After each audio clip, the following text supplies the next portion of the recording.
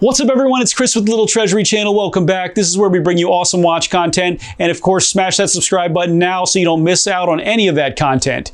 I just got my hands on the brand new SBGJ251, which is the only one of the new season's pieces that hasn't been delayed until September or later. And it represents the Shunbun, or the spring equinox. I'm only going to give you my first impressions today, and I'll do a full review of this piece in the upcoming weeks.